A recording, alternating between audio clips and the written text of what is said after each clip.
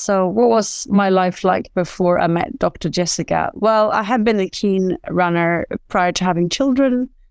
Then I tore my pelvic floor really badly during the birth of my first child. And it turns out that I have hip dysplasia, which is a genetic condition. And that's what sort of triggered the hip pain that I was feeling in my right hip. So then I stopped running for a few years, even though I love running. It's my therapy. It's how I manage my mental health.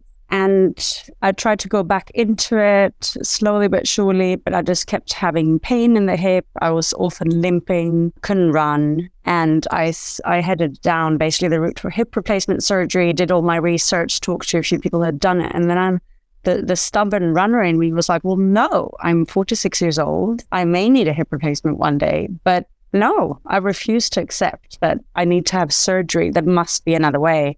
And then I stumbled upon Dr. Jessica online and realized, well, hang on here, hip pain, pelvic floor issues, it's all related. And I was immediately drawn in by her masterclass. It really spoke to me. And I thought, you know what?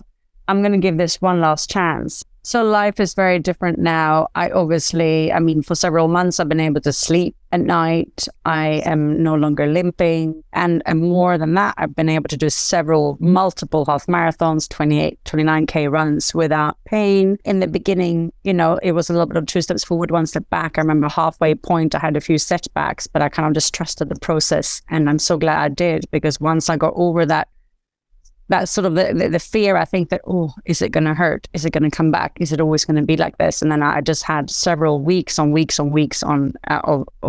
pain-free long runs, and it just felt amazing. There are so many parts of the program that work for me. So one, for example, is the internal pelvic floor release. Another one is just a huge focus on hip mobility, and I use that to this day. I do need quite a lot of hip mobility in order to get my body moving. It's just part of my activation process. The focus on reducing stress. I mean, we all know this. I tell my clients this, but my stress levels were through the roof. I think Dr. Jessica she's just really calm and kind. She takes the time to listen. She's quite different to your average physiotherapy. I think just having that very sympathetic voice encouraged me to really look honestly at my own stress levels and recognize that they were a huge part of the problem. My hip pain flared up whenever my cortisol was high. So the stress component, obviously nutrition, I know a lot about already, but I always take on board new bits of information in terms of what helps healing, what promotes healing, what are anti-inflammatory foods. So that's always super, super helpful as well. I think one interesting part of the program, I thought, was the theta brainwaves. Is that how you pronounce them? Just accessing that slightly different state. And that theta state is so helpful for me, just for my whole body and for my mind.